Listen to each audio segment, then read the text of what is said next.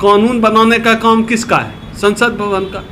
एक तो जो है सुप्रीम कोर्ट अपनी सीमा रेखा लांघ गया, जो काम संसद का है वह काम सुप्रीम कोर्ट कर रहा है। तो संसद किस लिए भैया? ताला मार दो संसद में। क्यों इतना महंगा हजारों करोड़ का बिल्डिंग बनाया हो? ताला मार दो, जब सब कुछ सुप्रीम कोर्ट ही करना।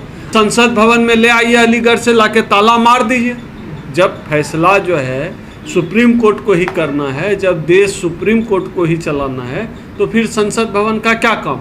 मोदी जी घर में बैठ जाएं, गुजरात चले जाएं, घर में बैठ के वहाँ कुछ और काम करें। दलितों, पिछड़ों, आदिवासियों के खिलाफ इस देश में सरकार और सुप्रीम कोर्ट ने जंग का ऐलान कर दिया है। पता नहीं क्या हो गया इस देश के ब्राह्मणों को, इस देश के सवर्णों को। वो शांति देखना ही नहीं चाहते हैं। सब कुछ इतना बढ़िया चल रहा है, इतना शांत है, इतना खामोश है। इनको चुल मची हुई है। छेड़ देना है दलितों को, रिजर्वेशन छेड़ देना है, SC ST एक्ट छेड़ देना है। चंद्रशेखर आज़ाद को, जिसके लिए रोज ब्राह्मण आग उगल रहा है, जला देंगे, मिटा देंगे, उसको आप Y+ बड़ा मुश्किल से दिए जब उसके ऊपर गोली चली। और मोहन भागवत इतना शांतिपूर्ण जीवन जी रहा है, उसको ASL लेवल की सिक्योरिटी अरबों रुपए भारत सरकार क्यों खर्च कर रही है? मेरे टैक्स का पैसा क्यों खर्च कर रही है?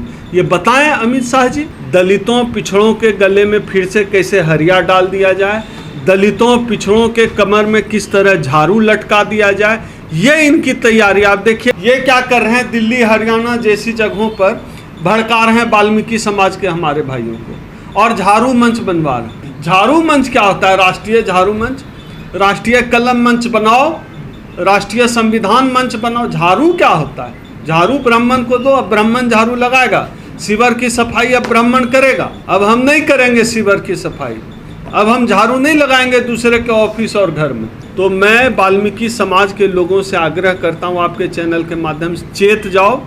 ये जो लोग आज भड़का रहे हैं तुमको, ये भड़का रहे हैं, तुम्हारे हाथ में झाड़ू बना रहे इसलिए भड़का रहे हैं। तुम्हारे हाथ में कलम आ जाए, ये हम चाहते हैं, और हमारे भाई चंद्रशेखर भी चाहते हैं कि आपके हाथ में कलम आ जाए। यह लड़ाई झाड़ू बनाम कलम की है, और आपको तय करना पड़ेगा कि RSS तो आपके हाथ में झाड़ू ही देगा, क्योंकि वर्णाश्रम व्यवस्था उसका है, वो उसको जस्टिफाई करेंगे। तय वाल्मीकि समाज को करना पड़ेगा, हमारे भाइयों को तय करना पड़ेगा।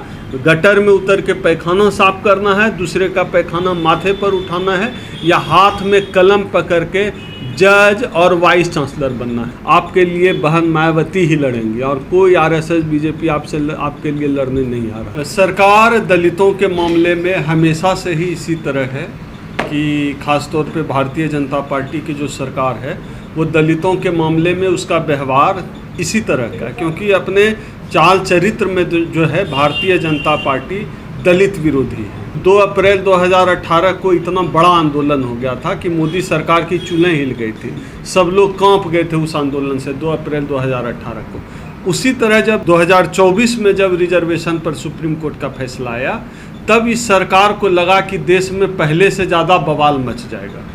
इस डर से ताबड़तोड़ इनका जो है आ गया, तुरंत बयान आ गया, कैबिनेट हो गया कि जो है उस फैसले को लागू नहीं करेंगे। सच्चाई यह है कि हम लोग इनकी साजिश को समझते हैं, इस कानून के बारे में कहने का कि इसको हम नहीं लागू होने देंगे। सब कुछ जो है इनका एक जो है छलावा है। पहला ये कि यह जो नरेंद्र मोदी जी जब अभी इस लोकसभा चुनाव में गए थे तेलंगाना, वहाँ उन्होंने एक मीटिंग में कहा था कि उनका सपना है क्लासिफिकेशन करना, उपवर्गीकरण करना, ये उनका सपना। तो सुप्रीम कोर्ट DY चंद्रचूड़ ने जो है तो नरेंद्र मोदी जी का सपना ही पूरा किया है। उसमें किया क्या है? उनका सपना पूरा किया है। तो नरेंद्र मोदी की सरकार उसके खिलाफ क्यों जाएगी? वो तो पंक्चर करने की कोशिश की गई कि टायर से थोड़ा हवा निकाल दो कि जो है 2 अप्रैल 2018 जैसा आंदोलन नहीं हो जाए। अगर सही मायने में नरेंद्र मोदी जी गंभीर होते SC ST रिजर्वेशन को लेकर, तो वो इस मामले में संसद का विशेष सत्र बुलाने का है ना, उनको बुला सकते थे। राष्ट्रपति के माध्यम से संसद का विशेष सत्र बुलाते और उस पर जो है कानून ले आते, क्योंकि रिजर्वेशन जैसे मसले पर कानून बनाने का काम किसका है? संसद भवन का। एक तो जो है सुप्रीम कोर्ट अपनी सीमा रेखा लांघ गया, जो काम संसद का है वह काम सुप्रीम कोर्ट कर रहा है। तो संसद किस लिए भैया? ताला मार दो संसद में। क्यों इतना महंगा हजारों करोड़ का बिल्डिंग बना हो? ताला मार दो, जब सब कुछ सुप्रीम कोर्ट ही करना। अच्छा, सुप्रीम कोर्ट भी उतना बड़ा बिल्डिंग क्या करेगा सुप्रीम कोर्ट का? जब 6 ही जज मिलके इस भारत का फैसला करना है तो 5-6 आदमी तो एक 10 बाय 10 के कमरे में बैठ जाएं, उसी को बैठा दो, यही कह दो यही भारत सरकार है। फिर इस देश में लोकसभा चुनाव किस लिए, राज्यसभा नॉमिनेशन किस लिए, विधानसभाएं क्यों चल रही है, प्रधानमंत्री मंत्री क्यों चल रहे हैं, इतना सचिवालय क्यों चल रहा है, नॉर्थ और साउथ एवेन्यू क्यों चल रहा है? कोई मतलब तो है नहीं किसी बात का।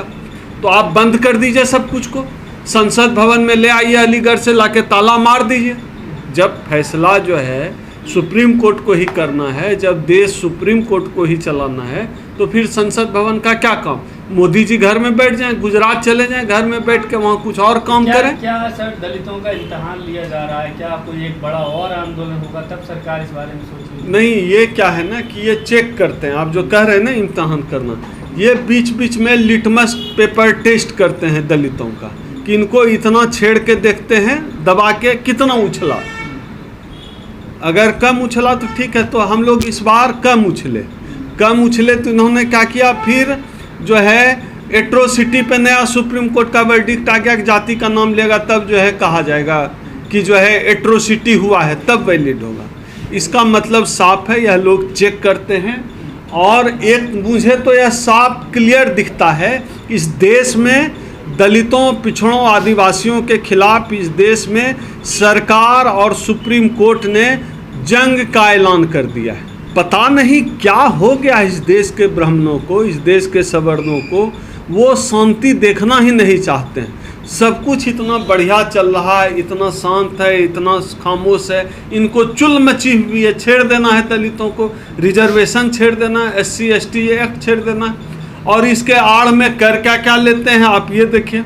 अभी कल इन्होंने मोहन भागवत को ASL लेवल की सिक्योरिटी दी है। ASL लेवल की सिक्योरिटी बहुत आदमी नहीं समझते हैं। ASL लेवल की सिक्योरिटी राष्ट्रपति को भी नहीं मिलती है, प्रधानमंत्री को मिलती है, गृह मंत्री के पास है, चूँकि सिक्योरिटी वही बांटते हैं तो उनके पास है। ASL लेवल का सिक्योरिटी का एक उदाहरण बता दें, वो अपनी गाड़ी से, जिसको मिली होती है सिक्योरिटी, वो अपनी गाड़ी से भी नहीं चल सकता है, वो चलेगा सरकार के हेलीकॉप्टर से, वायुसेना के हेलीकॉप्टर से।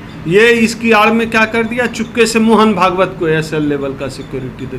क्यों भैया? मोहन भागवत इस देश पे क्या एहसान कर रहा है? हिंदू मुसलमान में नफरत फैलाने के अलावे, जातियों का जहर घोलने के अलावे इस देश में राष्ट्रीय स्वयंसेवक संघ की, RSS की, मोहन भागवत की क्या भूमिका है? आरक्षण पे आग उगलने के अलावा ये तो वही करते हैं इसके जगह, और उनको आप ASL लेवल की सिक्योरिटी दे रहे हैं। यानी हमारे टैक्स का पैसा।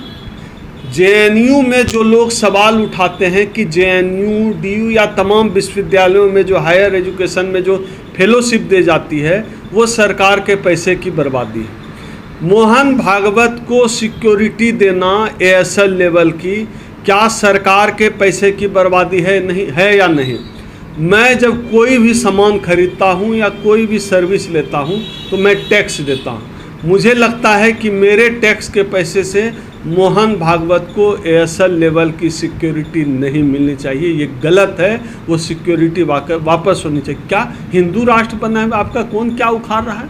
ठीक है, सिक्योरिटी मिले, नॉर्मल सिक्योरिटी लीजिए ना, वाई लेवल का लीजिए। चंद्रशेखर आज़ाद को, जिसके लिए रोज़ ब्राह्मण आग उगल रहा है, जला देंगे, मिटा देंगे, उसको आप Y+ बड़ा मुश्किल से दिए जब उसके ऊपर गोली चली। और मोहन भागवत इतना शांतिपूर्ण जीवन जी रहा है, उसको ASL लेवल की सिक्योरिटी अरबों रुपए भारत सरकार क्यों खर्च कर रही है? मेरे टैक्स का पैसा क्यों खर्च कर रही है? ये बताएं अमित शाह जी।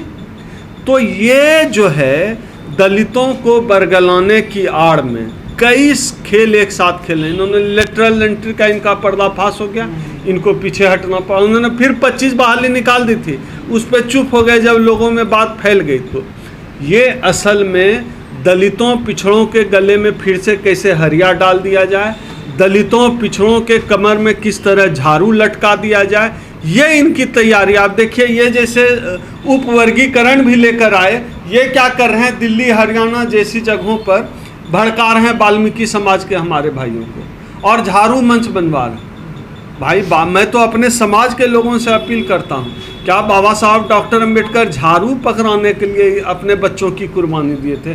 झाड़ू मंच क्या होता है? राष्ट्रीय झाड़ू मंच, राष्ट्रीय कलम मंच बनाओ, राष्ट्रीय संविधान मंच बनाओ। झाड़ू क्या होता है? झाड़ू ब्राह्मण को दो, अब ब्राह्मण झाड़ू लगाएगा।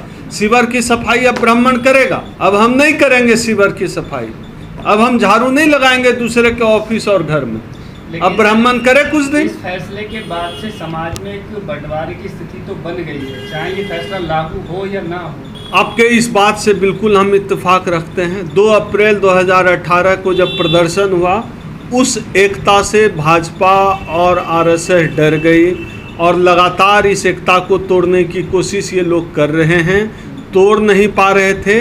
इस बार इन्होंने सुप्रीम कोर्ट के कंधे पर बंदूक रख के एकता को तोड़ने का कोशिश किया और एक हद तक, हम नहीं कह रहे हैं पूरी तरह तोड़ने में विफल रहे, एक हद तक बाबा साहब ने जो अनुसूचित जाति बनाकर तमाम जातियों को सूचीबद्ध करके एक मंच पर लाए, उसका एक जो है थोड़ा सा उसको ये उसका धूल झाड़ने में सफल रहा इस बार आरएसएस। चूँकि भाई चंद्रशेखर का पुतला ये वाल्मीकि समाज के लोगों से जलवा रहा है, दुर्व्यवहार किया जा रहा है, गाली ब्राह्मण बड़ा चालू चीज़ है, ये खुद जो है हत्या नहीं करता है, ये आपकी हत्या आपके हाथों करवाएगा। अनुसूचित जाति के व्यक्ति की हत्या अनुसूचित जाति के हाथों कराएगा। तो मैं वाल्मीकि समाज के लोगों से आग्रह करता हूँ, आपके चैनल के माध्यम से चेत जाओ। ये जो लोग आज भड़का रहे हैं तुमको, ये भड़का रहे हैं, तुम्हारे हाथ में झाड़ू बना रहे इसलिए भड़का रहे हैं, तुम्हारे हाथ में कलम आ जाए ये हम चाहते हैं और हमारे भाई चंद्रशेखर भी चाहते हैं कि आपके हाथ में कलम आ जाए। यह लड़ाई झाड़ू बनाम कलम की है और आपको तय करना पड़ेगा कि आरएसएस तो आपके हाथ में झाड़ू ही देगा क्योंकि वर्णाश्रम व्यवस्था उसका है, वो उसको जस्टिफाई करेंगे। तय वाल्मीकि समाज को करना पड़ेगा, हमारे भाइयों को तय करना पड़ेगा। गटर में उतर के पैखाना साफ करना है, दूसरे का पैखाना माथे पर उठाना है, या हाथ में कलम पकड़ के जज और वाइस चांसलर बनना है। 11 तारीख को फिर जो है रामलीला मैदान में रैली का ऐलान कर दिया गया भीम आर्मी की तरफ से, तो उससे क्या लगता है, क्या असर पड़ेगा सरकार? असर तो पड़ेगा, और क्या है ना कि हम लोगों के लिए बहुत एकदम आसान नहीं है कि हक अधिकार कोई ऐसे आया प्लेट में उठा के दे दिया। हक अधिकार के लिए तो धक्का मुक्की करना ही पड़ता है, तो धक्का मुक्की तो चलता रहेगा और ज़रूरी हम लोग धक्का मुक्की करते रहेंगे। हम लोग हार मानने वालों में से नहीं हैं, हम भीमा कोरेगांव वाले लोग हैं, हम ऐसे हार नहीं मानेंगे। हमारी माँ सावित्रीबाई फुले ने गोबर बर्दाश्त किया है शरीर पे, बाबा साहब ने बच्चों की कुर्बानी दी है, तब हम यहाँ तक पहुँचे हैं। इतनी आसानी से थोड़े जाने देंगे, धक्का मुक्की करेंगे, लड़ेंगे, कलम से लड़ेंगे, फावरे से लड़ेंगे, हथियार से लड़ेंगे, आत्मविश्वास से लड़ेंगे, हौसले से लड़ेंगे, संविधान से लड़ेंगे, लड़ते रहेंगे। समाज से क्या अपील करना चाहेंगे लास्ट में 11 तारीख को? 11 तारीख को जो कार्यक्रम रखा गया, जो जहाँ पे हैं वहाँ कार्यक्रम करिए, जो दिल्ली आ सकते हैं आइए, लड़ना ज़रूरी है, बिना लड़े कुछ हासिल नहीं होना है। जान जाइए, पानी पीने का हक भी लड़के मिला है, बिना लड़े कुछ नहीं मिलेगा।